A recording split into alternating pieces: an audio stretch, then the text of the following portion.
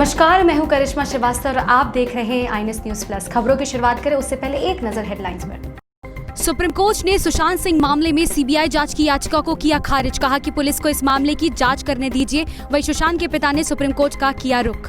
केजरीवाल सरकार ने राजधानी में लगे वैट में की कटौती। 30% से घटकर 16.75% किया वैट। ₹8.36 घटे डीजल के दाम।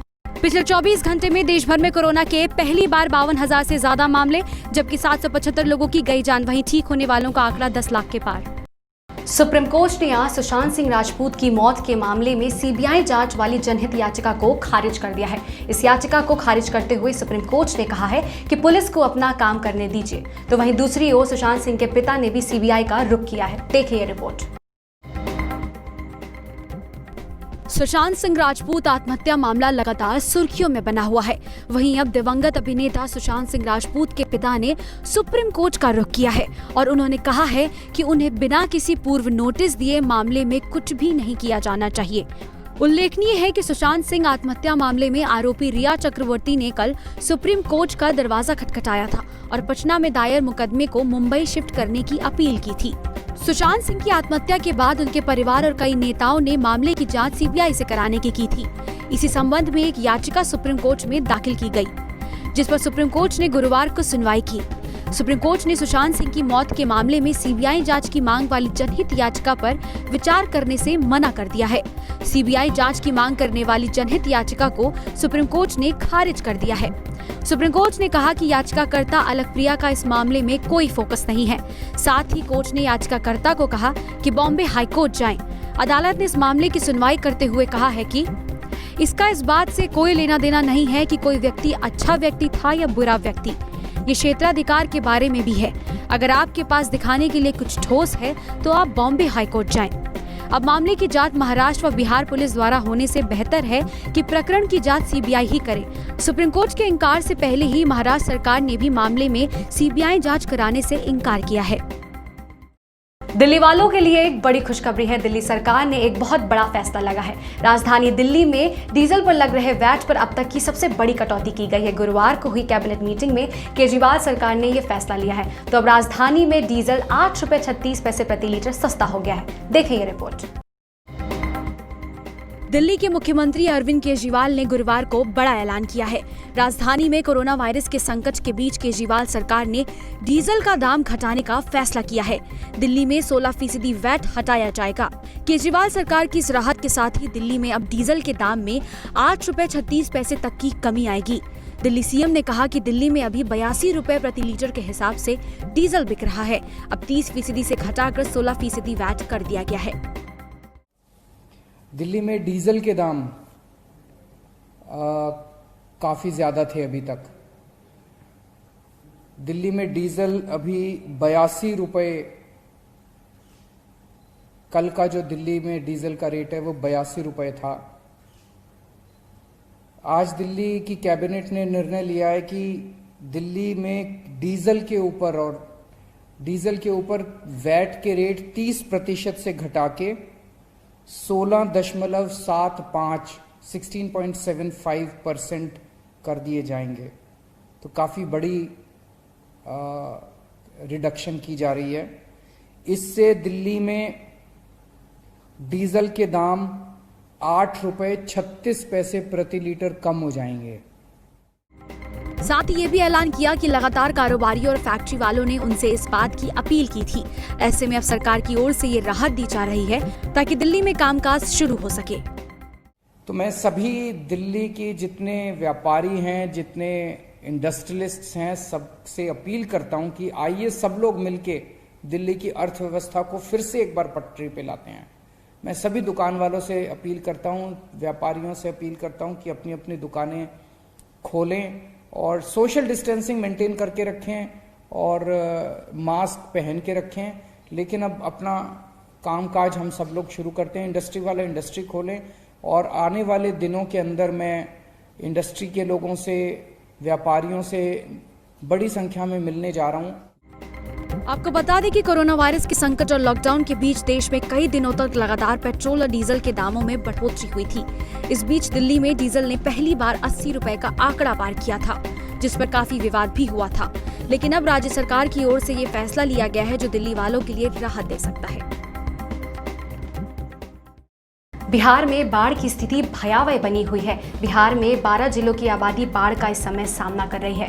कई गांव डूब गए हैं और लोग सड़कों पर आ गए हैं। वहीं एनडीआरएफ और एसडीआरएफ की टीम रेस्क्यू ऑपरेशन में लगी हुई है। देखिए ये रिपोर्ट। बिहार में बाढ़ का कहर लगातार बढ़ता जा रहा है। राज्य की करीब सभी प्रमुख नदियों और उसकी सहायक नदियों में उफान के कारण 12 जिलों के लोग बाढ़ से समस्या झेलने को मजबूर हैं। राज्य की 38 लाख से ज्यादा की आबादी बाढ़ से प्रभावित है। वहीं विभिन्न घटनाओं में गुरुवार सुबह तक 11 लोगों की मौत हो चुकी है। बाढ़ग्रस्त एरिया में 19 राहत शिविर खोले गए हैं, जहां 25,000 से ज्यादा लोग रह रहे हैं। इसके अलावा बाढ़ प्रभावित इलाकों में कुल 989 सामुदायिक रसोई घर चलाए जा रहे हैं, जिसमें प्रतिदिन 5 लाख से ज्यादा लोग भोजन कर रहे हैं। इस बीच हालांकि सरकार राहत और बचाव कार्य का दावा कर रही है और एनडीआरएफ के कर्मचारियों ने मोर्चा संभाल रखा है। लोग अपने साथ अपने पशुओं को भी ले जा रहे हैं, जिसके लिए एनडीआरएफ की टीम पूरी मदद कर रही है। पानी इतना है कि सड़कें पूरी तरह डूब गई हैं, घरों में पानी भरा हुआ है। लोगों की कमर तक पानी ही पानी नजर आ रहा है। गाड़ियां पानी में डूबी हुई हैं और एक गलती भी इतनी भारी पड़ रही है जिसका अंदाजा नहीं लगाया जा सकता है। बिहार के 12 जिलों के कुल 102 प्रखंडों की 901 पंचायतें बाढ़ से प्रभावित हुई हैं। इन क्षेत्रों में करीब 38 लाख की आबादी बाढ़ से प्रभावित हुई है। आलम यह है कि राज्य की करीब सभी नदियां खतरे के निशान से ऊपर बह रही हैं। इधर बाढ़ के कारण बाढ़ प्रभावित इलाकों में लोगों की परेशानियां बढ़ गई हैं। लोग अपने घरों को छोड़कर पक्के मकानों की छतों पर या अन्य ऊंचे स्थानों पर शरण लिए हुए हैं।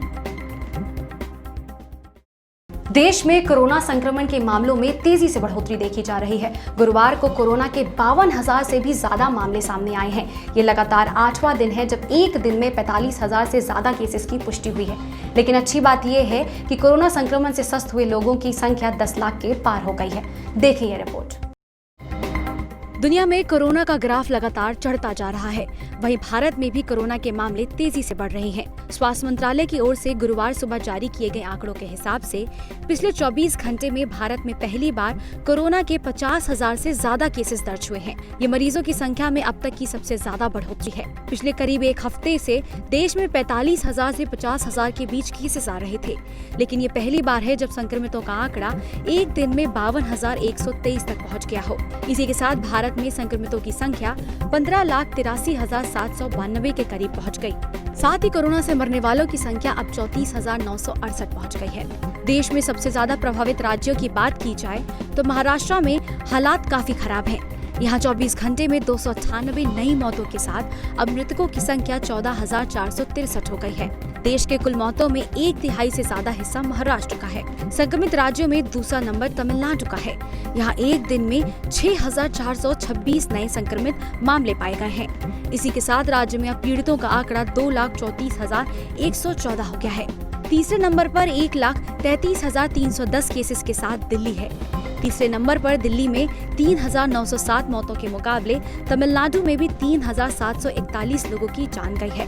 पिछले 24 घंटे में ही 32,553 मरीज ठीक हो चुके हैं, जिसके बाद देश में एक्टिव केसेस की संख्या 5,27,000 से ऊपर है। कोरोना काल के बीच दिल्ली सरकार से नाराज चल रहे उत्तर दिल्ली नगर निगम के सफाई कर्मचारियों ने केजरीवाल सरकार के खिलाफ प्रदर्शन किया। इस दौरान कर्मचारियों ने थाली, चम्मच, कटोरी बजाकर अपनी नाराजगी जताई। देखिए ये रिपोर्ट।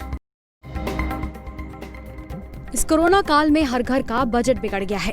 इसी फेहरिस्त में राजधानी दिल्ली में कोरोना वायरस के कारण लॉकडाउन के दौरान कोरोना वॉरियर्स के तौर पर लगातार अपनी सेवा दे रहे सफाई कर्मचारियों का भी बुरा हाल है। वेतन न मिलने के कारण उत्तरी दिल्ली नगर निगम के सफाई कर्मचारी दिल्ली सरकार से नाराज चल रहे हैं और इसी को लेकर सफाई कर्मचारियों ने मुख्यमंत्री निवास का घेराव किया। कटोरी, चम्मच और थाली बजाकर दिल्ली सरकार के खिलाफ अपनी नाराजगी जताई। इस दौरान कर्मचारियों में काफी रोष दिखा। नाई के मिले सितेंद्र जैन जी मिले हैं और आपको ये बताना चाहते हैं कि हाई कोर्ट ने पहले भी 7 तारीख को इनको करा था कि 7 तारीख का इनकी सैलरी हो जानी चाहिए। ये तो सरासर कंटेम है और ये कोर्ट की भी अवहेलना कर रहे हैं। हमारे लोग क्या करें, सुबह उठ के बच्चों को भी नहीं पढ़ाने स्कूल भेजा जाता है। अब तो कोरोना चल रहा है, इस हमारे घर पे ही पढ़ाई हो रही है, पर लोग सुबह ही यहाँ पर आ जाते हैं झाड़ू लगाने। सबकी इतना रोड साफ होता है। अब ये 15 अगस्त आ रहा है, प्राइम मिनिस्टर साहब लिख लेंगे। फिर भी हमने लोगों से क्या भाई नहीं, ये पूरे देश की बात है, सफाई को जारी रखो, कोरोना की महामारी चल रही है, कोई बात नहीं। अब तीसरा महीना आ रहा है ये सैलरी के नहीं, तीसरा महीना सैलरी के नहीं आ रहा है, क्या करें बताओ। राशन वाले पे जाते, दूध वाला कहता है यार तुम्हारा हर महीने का ये इन्होंने दूध बच्चों को टाइम से नहीं मिलता, चाय नहीं मिलेंगी। अब इतना पैसे तो है नहीं, सैलरी पे जिंदा है सैलरी वाले। भूख हड़ताल हमेशा के नहीं, अच्छा अंतिम हम सब भूख मर जाएंगे यहीं पर ही। हमारे बच्चे भूखे बैठे हैं, हमें कुछ भी नहीं मिला खाने को। लोग दुकानदार हमें पैसे नहीं दे रहे। 3 महीने से सैलरी न मिलने के बाद कर्मचारियों का गुस्सा काफी बढ़ गया है। बहरहाल रक्षाबंधन का त्योहार नजदीक है और उत्तरी दिल्ली नगर निगम के सभी सफाई कर्मियों की जेब खाली पड़ी है और शायद यही वजह है कि वेतन न मिलने से नाराज सफाई कर्मचारी दिल्ली सरकार से नाराज दिख रहे हैं। मध्य प्रदेश में एक महिला के साथ अमानवीय हरकत हुई है। इस महिला के साथ ये हरकत उसके परिवार वालों और गांव वालों के सामने हुई है। इतना ही नहीं, इस महिला के कंधे पर उसके पति को बिठाकर पूरे गांव में जुलूस बनाकर घुमाया गया है। देखें ये रिपोर्ट। मध्य प्रदेश के आदिवासी बहुल झाबुआ में कथित प्रेम प्रसंग के चलते एक महिला को सख्त सजा दिए जाने का मामला सामने आया है। सजा के तौर पर महिला को पति को कंधे पर बिठाकर घुमाना पड़ा।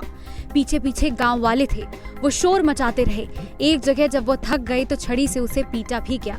इस मामले में 7 लोगों के खिलाफ केस दर्ज किया गया है। पुलिस मामले की जांच कर रही है। मिली जानकारी के अनुसार पीड़िता रविवार को पति और 3 बच्चों के साथ गुजरात से झाबुआ के छापरी रनवासा गाँव में लौटी थी। दोनों गुजरात में दिहाड़ी मजदूरी करते थे।